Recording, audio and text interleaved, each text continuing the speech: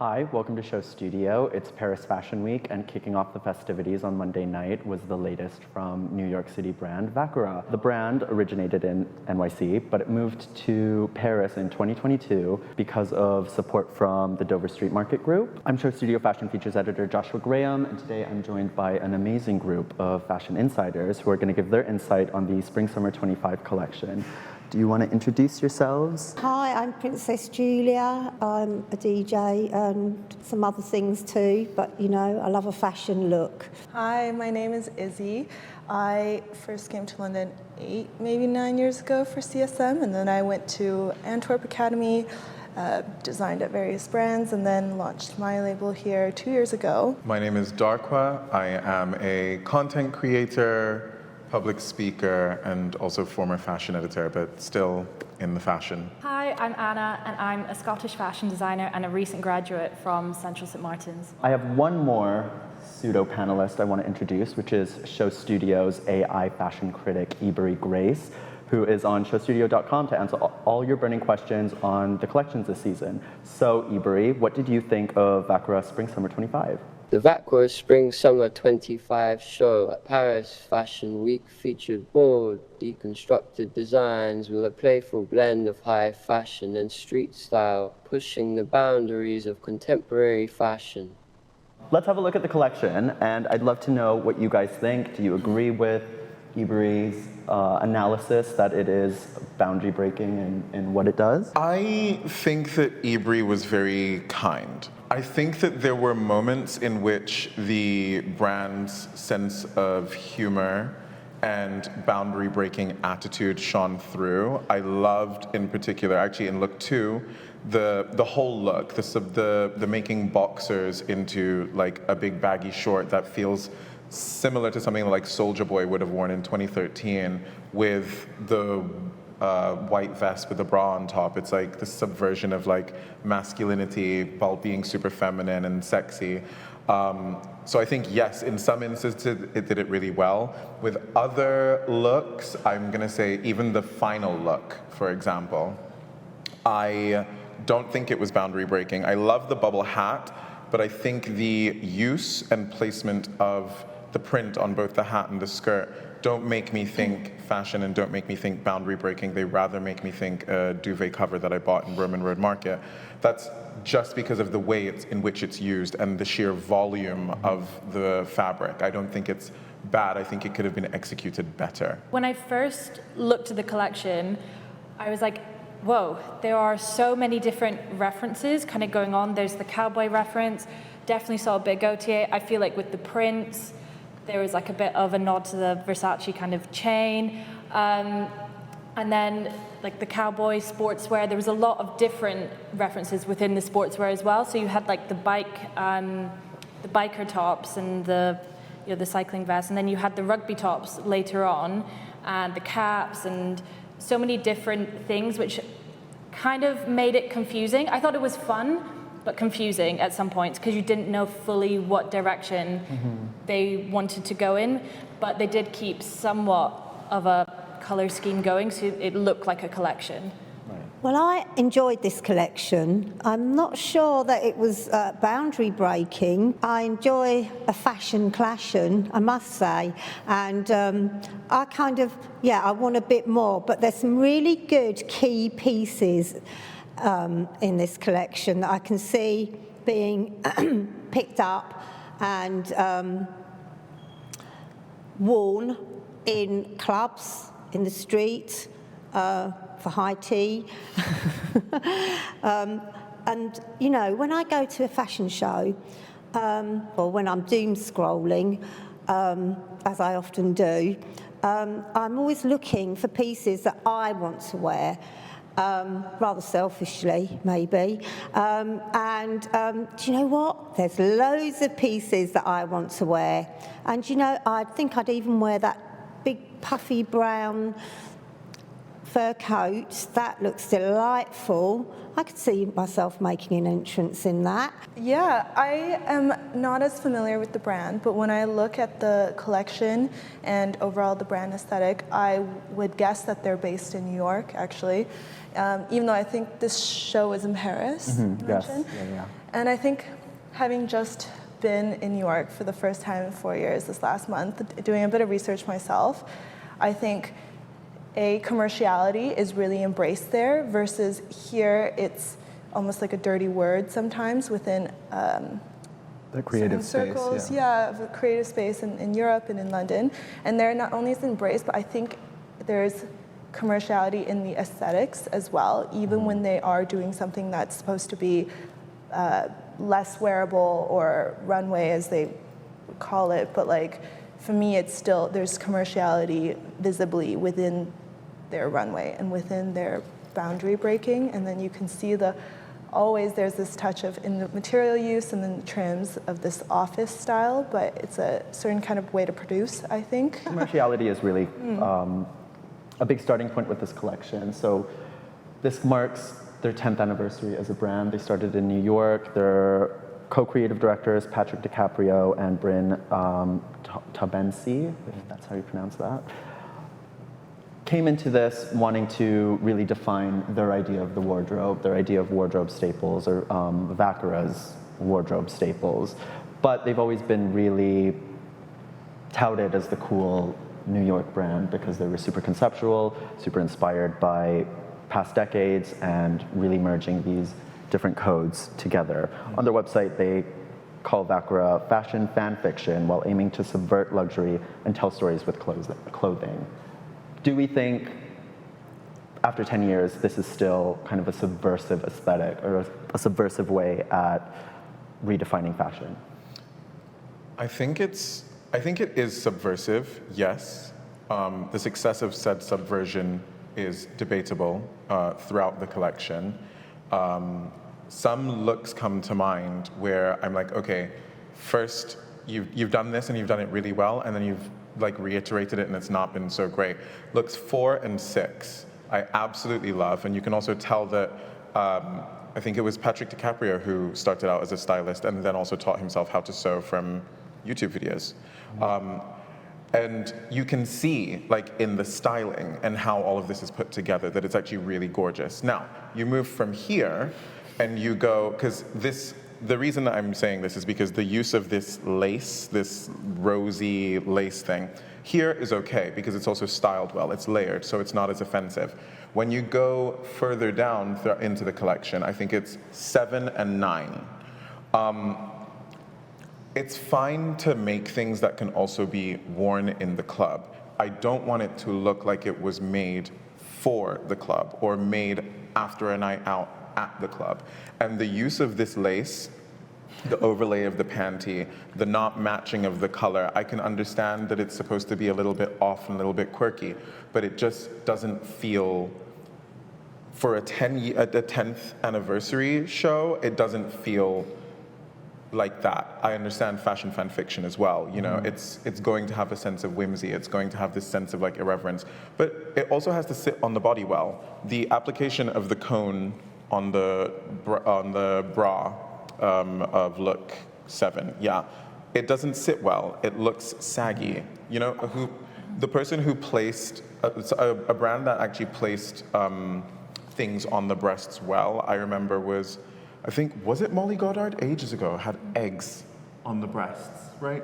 And those like sat really nicely. Well, I think that's also, like, you can tell a male designing for a woman's body and a woman designing for a woman, because, you know, he's not going to be wearing that in the same way that maybe Molly, when she was placing the eggs, was having a bit more fun, being like, yeah, look, they look good. Like, I know for my own designs, I design for myself. Like, I'm a bit of a selfish designer. I want to look good, you know? So I will drape on myself. I'll like play about. I'll be like, yeah, this is good. Whereas I don't think that same process is happening with the placement. But for the bike shorts, I actually like the vision that they're going for. Because like, I would wear that, and I love an underwear cutout. I think it's a nod to sportswear, swimwear, but it keeps it kind of edgy and grungy. But I do agree, I think, you know, if it wasn't that lace, like the lace looks like, it doesn't look great. But I just wish it was more of like a mesh. And also in terms of the fan fiction, I almost feel like a New York brand showing in Paris is like their own fan fiction because New York is like the new city. It's meant to be all the young designers, commerciality, whereas Paris is like historically where all the big kind of houses are. So maybe for them, that's them creating their own fan fiction, their story about how they interact with fashion, and that's showing at Paris. I think that idea of fashion fan fiction is really fascinating, especially with a brand like Vaquera, because if it started in 2014, to me, those are like prime Tumblr days, prime like New York energy on Tumblr, really kind of driving the fashion zeitgeist through the sharing of imagery from the 80s to the 90s to the early aughts. And I've always really liked Vaquera because of that idea of pulling these references. You see a lot of 80s club culture, you see Gaultier's influence, season after season. The bubble skirts, to me, really give like La Croix, but in a DIY, cool, thrifted way. What do we think about that kind of irreverent take on these signifiers of Parisian luxury?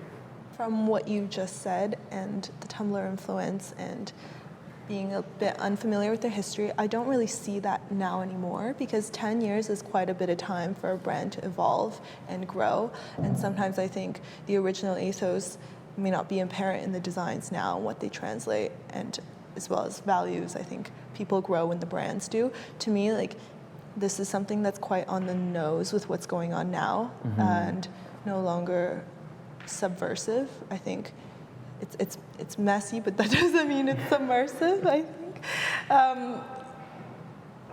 Because there's this wave of very kind of trashy, unput together, you said cheap-looking lace. I think sometimes it's on purpose these days. It's like I feel like my grandpa being like, "Oh my God, your jeans are ripped," but it's very apparent in New York and a little bit in London. But I think they are really trying to follow that, or at least they are very much that, but putting it within a higher fashion context in which then I think the people they're dressing is more of a nod to the Tumblr days. Like they worked with Troye Sivan and Charlie XCX, and didn't they do Addison Rae at the VMAs? And Addison Rae's like one of the original 4 founders launched her own label, and she dressed Addison at the VMAs. Addison Rae looked great. She looked great, and I think Addison Rae's whole thing at the moment is bringing back Tumblr. It is bringing back, nods to 2010. I think she posted on Instagram at New Year's with a filter, like one of the OG filters of Instagram, and everyone was like, "Oh my God, amazing!" And then I think Charlie XCX and Troye Sivan are very like Troye Sivan being a YouTuber. That's how I first met Troye Sivan, and Charlie XCX was on Tumblr. So I think the people they've chosen to dress, that is much more of a nod than actually the clothes themselves. I think that's why I was interested in asking that question, because if we think about or look at their earlier work, and they are still doing that real eclecticism that they're doing now, this fashion fan fiction, might have felt super subversive, revolutionary at the time. But like you said, right now it feels like it's so the zeitgeist. Looking at this collection, I immediately thought of Subway Girl in New York, and that TikTok she posted, and how that went viral, and this idea that fashion is what you make of it, pairing basketball shorts with your favorite fluorescent heels. Julia, what do you think of that and the idea of this style and relevancy? I'm enjoying a Tumblr renaissance, I must say. Feels like yesterday, doesn't it? Well, I've always been a fan of throwing everything on and seeing what happens. And what I'm feeling and what I'm sensing from this collection is that it's very current. Will we still be wearing this next year? Because it's very now. I'd go out in that tomorrow. Yeah, it feels like it's reached that pinnacle, that tip of the iceberg. It's a peak, a peak Tumblr renaissance. Which I mean, I think is really fascinating, and there are many aspects of this collection I really like, but yeah, I agree that it is so the zeitgeist right now. It is so how young creatives kind of want to dress. DIY, thrifted, putting things together that don't necessarily work, but do because it's an attitude. I'm curious to see where they go from here, especially because their last collection, I think it was Autumn/Winter 24, I felt was a lot more That felt elevated. like a collection. That really felt like a collection. I think it's also really important to say that like these are people who have taught themselves, so they're not like in school like learning how to cut patterns and stuff. And it's really important when you are someone who is teaching yourself, when you find a fabric that you can work in, like fabrication is super important, right? And you can work with well. You should do the most that you can with that before branching out. This felt very solid. They had their shapes, like the trousers, again, they made their own patterns. They weren't like going and finding them. So the trousers have this like interesting bulbous shape that feels like it's for Vaquera.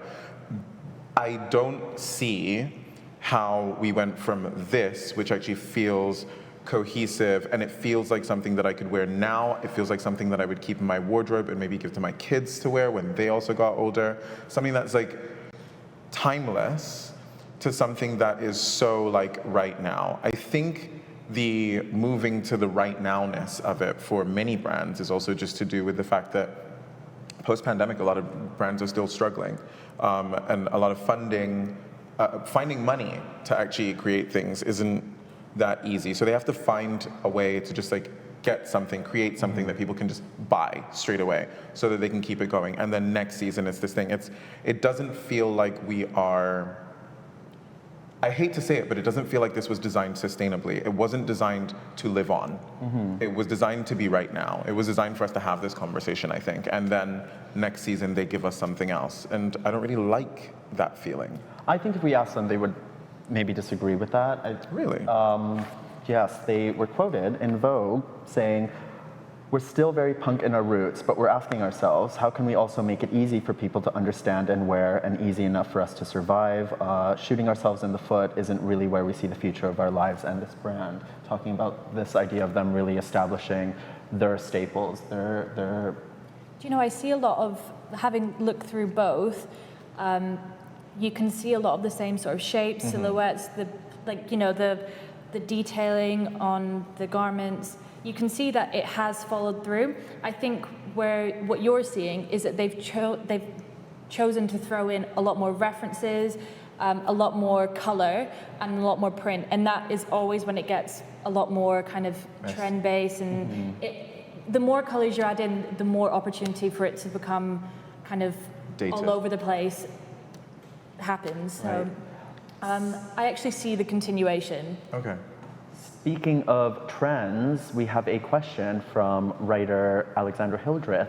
Hello from a very rainy day in Paris. My question for you guys about the Spring/Summer 25 Vaquera show is, I feel like Vaquera is one of those brands that we have basically touted as the four horsemen of this prophecy indie sleaze renaissance. And one of the things I think is so heavily associated with indie sleaze is like skinny jeans and slim silhouettes, that very like Eddie Slimane rocker look. But what really struck me as different from this collection was the widening of all the silhouettes. And we also saw a little bit from Bottega Veneta's recent collection, Miss Milan. But I want to ask you guys, what does this widening mean to you? How do you think these new boxy shapes are going to reinvent indie sleaze? And can we even still say that indie sleaze is coming back at this point?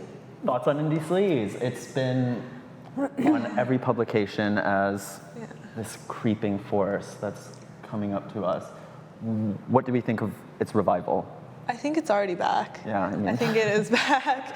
But I think there's two ways that people go about it. Just speaking on pant legs, even the wideness of it, or the boxy shoulders, or the oversized but still fitted in certain areas, is very much back. But then there's also, you see a lot of like high-waisted as well for men's trousers, or a bit of flare or a bit of slimmer leg, and the two contrast. There's no more of this in between. Although I kind of see that with these capri pants. I don't know, how do we feel about capri pants? How do you feel about capris? I think I have a very mixed Julia, do you have thoughts on capris? Hold on a minute. Indie sleaze. But I feel like there's a bit of the electro clash vibes going on with this collection, actually, because indie sleaze was sort of denotes one sort of like the Hedy Slimane horrors sort of That rock star thing, aesthetic. yeah. But you know, at the same time, there is that sort of idea of something more flamboyant going on, both then and in this collection, which I am enjoying. This dress, this yellow dress with the striped silhouette, that's very nice. And then these sort of voluminous type looks, that bubbly thing. Love it. It's gorgeous, isn't it? Yeah, it's gorgeous. It's I amazing. mean, you know. It's opulent in a Vaquera kind of way. You know, will we be seeing that in the shops, though? We can wish. Or, you know, because I'm always looking out for runway items. You know, are they going to be on display, available? I mean, that dress I can see selling quite well. That's quite a wantable piece, isn't it? Quite sort of sassy. Is it? Maybe it's a sassy Renaissance. I've got it all wrong. We can dream.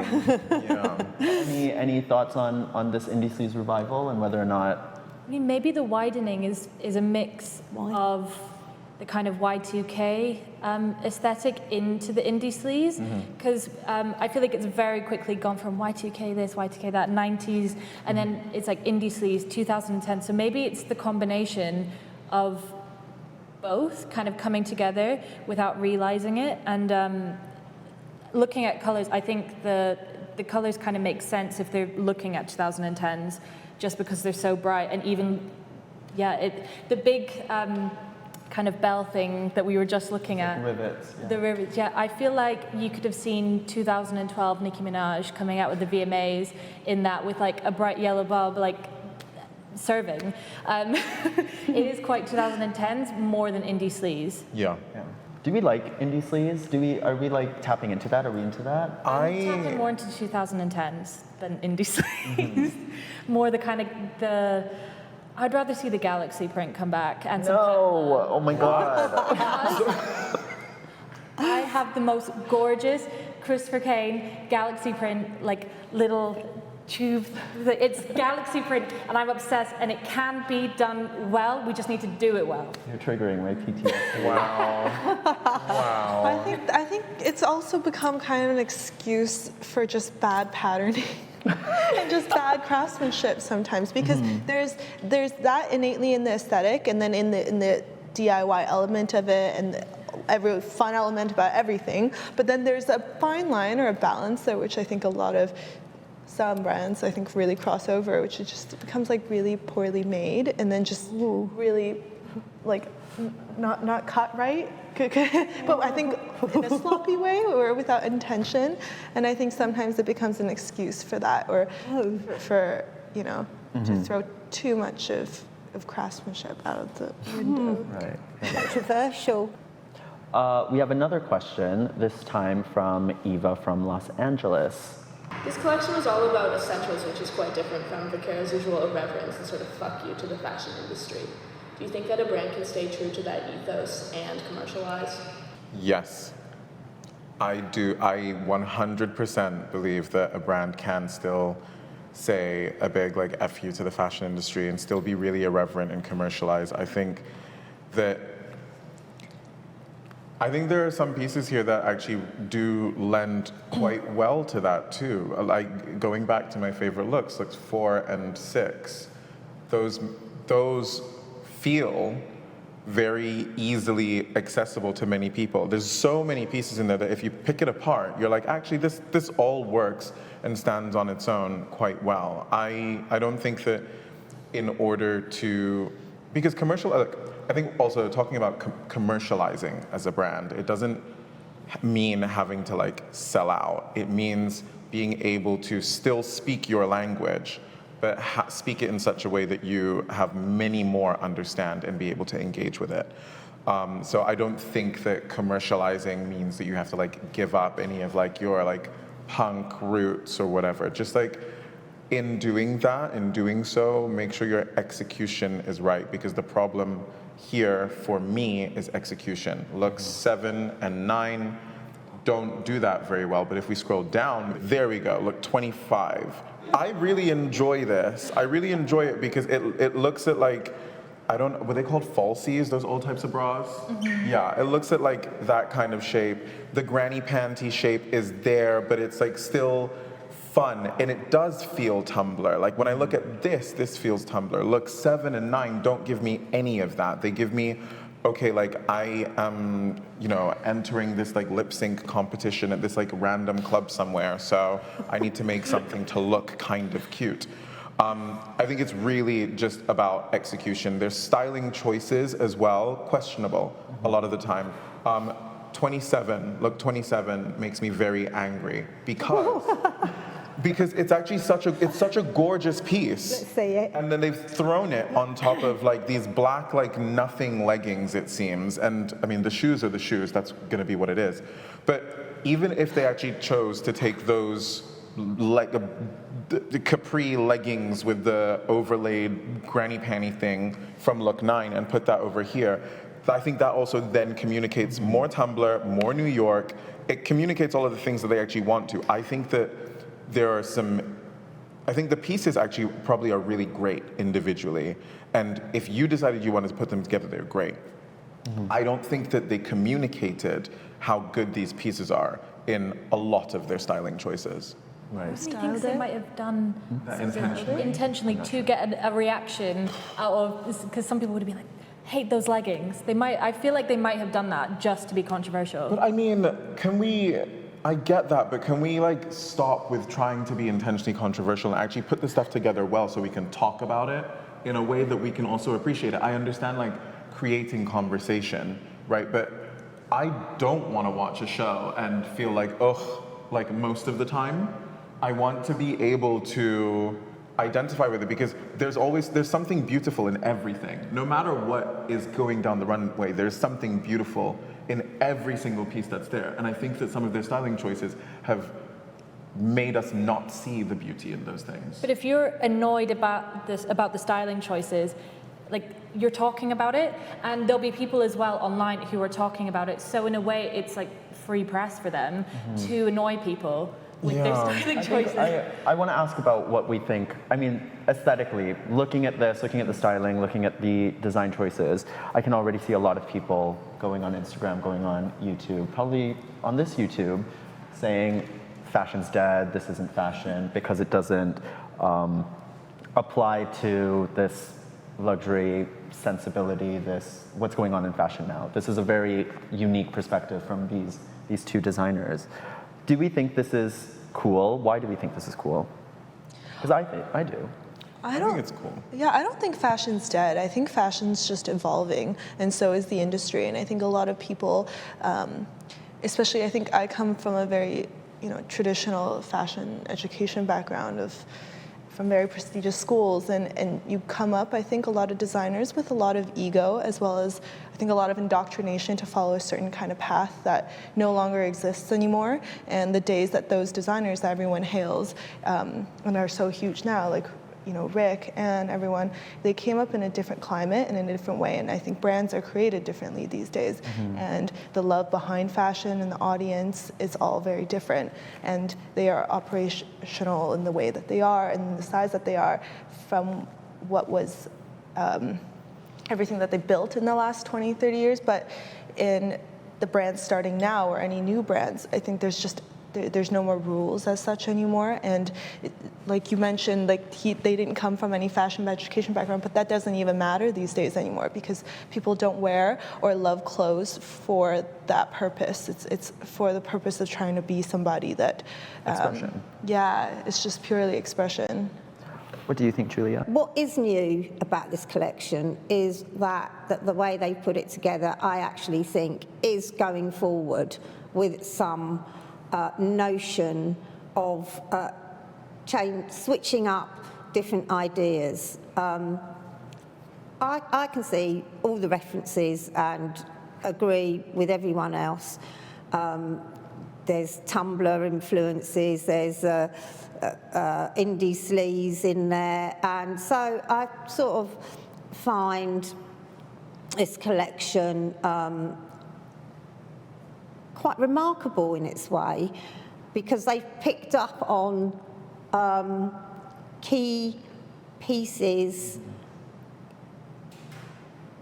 and made a new desirability within their styling options and cut and shape, which is quite humorous on occasion, but also has an air of coolness attached to it, which I am enjoying. And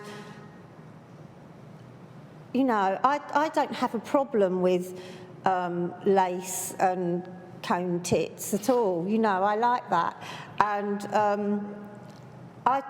if anything, I want to see more lace and more you know, just maybe a little bit more of an outrageous finesse. Yeah. I kind of want to see a little bit more, but I understand this is, you know, there are really good commercial pieces in this collection, and the designers understand the business of fashion too, which I think is quite sort of apparent. I definitely agree with you there, because I think about the earlier Vaquera shows, especially the ones in New York, because they really went there with how they constructed garments, how they worked with proportions, how they utilized ruffles. I think about their Handmaid's Tale collection, where it was like all red, inspired by the Hulu show when it was coming out. Do we want to see more of that? I mean, what's I missing from it? looked at the show, like I watched the videos of the show as my first kind of interaction with this collection. And I loved the show. Like, we were having this discussion about the bubble skirts. Yeah. You did not like them. I actually really liked them down the runway, because it kind of gave the models this cool waddle effect. Like, the way it moved was really, really fun.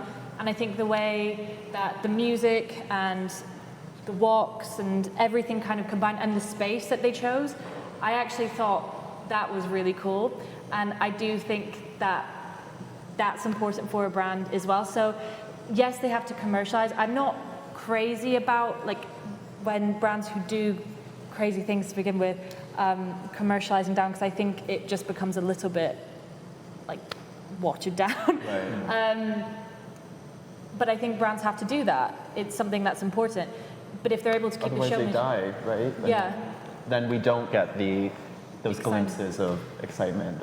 I just wish there was maybe more, like, the showpieces, they really went there, or maybe they split it in half. Yeah. You know, so half of it was like, okay, this is what you're gonna buy, you're gonna love, you're gonna wear, you're gonna keep in your wardrobe, and this is us. This is gonna inspire. This is what's gonna inspire you to keep up with us for years to come. But I think the showmanship is great with Vaquera, and I know that when I talk with friends about the brand, like, that's what we love, the kind of energy, the show, the kind of youthfulness that they do bring. Mm-hmm. That irreverence. Yeah.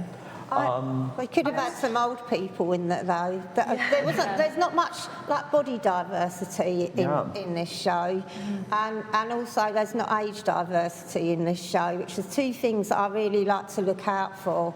That there's a wider sort of demographic of shapes and people, humans. And I think we saw some of that in Milan with the Sunny show. We I think see that's it more and more. a thing that we do so well in London Fashion Week, actually, that I see that there's a lot more of it, and maybe we've been spoiled, because I don't see it so much in Paris, I must say. Which is a shame for a young brand that's really touted as, like Iberi said, groundbreaking. Yeah. What was that show where they had all quite old models? I think it was the Sunny show in Milan. Yeah. So I thought that was quite an interesting take. Almost, quite refreshing, actually. You know, as an older person myself. Izzy? You know, these fashions are quite youth orientated. There's not every over 60 person, except myself really, could that's see you going in to a lot wear of it. That would be me. Definitely. Yeah, I actually don't think this collection's that commercial. I think in comparison to maybe their previous work that it is, and like you said, a bit maybe a watered down versions of that, or trying to incorporate it, I think it has a commercial, what I was trying to say earlier, like feeling and aesthetic to it in the clothes, but I don't think it actually is, even from a buying point of view or from a, you know, I guess business or sales point of view, because if you think about like demographic, and I'm not sure what their price point is, but I think a lot of the pieces actually it's in between. So it's actually hard, I think, for some people to actually wear, and maybe justify purchasing in today's, you know, economic climate. And it's also in between that like really crazy show. So I think it is just. I don't think it's that commercial. I think a lot of people would agree with you. It's definitely commercial for them. The conceptuality of Vaquera is what I really appreciate. But it isn't the time for, I mean, a lot of brands to go full ham with their creativity. I think it's quite creative. I think Full ham, I missed that. I think it was creative. I want to just circle back and say that I don't have a problem with cone boobs on lace. I have a problem. No, I have a problem with the way it was executed. I am fine. Do everything you want to do. Go for all of the fabrications you want to go for, but let it sit on the body well. The proportion of those cones were way too large for that model, so maybe it was also a casting thing. Maybe it wanted to be on a different model, but it didn't sell the garment to me. I also think that talking about irreverence and the way that people are irreverent, I'm going to do this really quickly. Talking about the way that people are irreverent also speaks to the culture that we have now, which is that so many people can make a big name off being a troll or criticizing something rather than actually really liking something. So people are trying to get a rise out of us, which I also understand from the brand being fashion fan fiction. There's always going to be something that's a little bit polarizing about it. But I think that even if you're going to do that, you need to do it in a way that still communicates that you understand how to make things look good, and they do because they have before. It just, for me, did not sit well. But that's why I love what you're saying, because you have an eye for the finessing detail in garments, and you know, I for one really appreciate that. And I think that's super important when you're showing in Paris, when you're at the height of fashion, kind of competing with the Diors and Vuittons of the world. This is our last question from Shay from Paris. Hey, I'm from Paris, and my question to you guys is, how come I haven't heard of your brand before its 10th anniversary? And also, what's with all the faux fur? I think shady boots. Shady Shay. I think it's a very appropriate question. The brand has been going for 10 years. It hasn't kind of breached the zeitgeist that a lot of younger brands in that same bracket maybe might have. I think in New York, it's a lot more revered than it is in London. But now that it's showing in Paris, how do we think the brand can work to kind of expand their audience engagement? I think it takes 10 years to become an overnight success. So I feel like they just build from this now, and they really, I think the people that they're working with and dressing is what's kind of taking them to the next level. And this is very in the moment. They just need to stay in the moment and utilize social media to do so.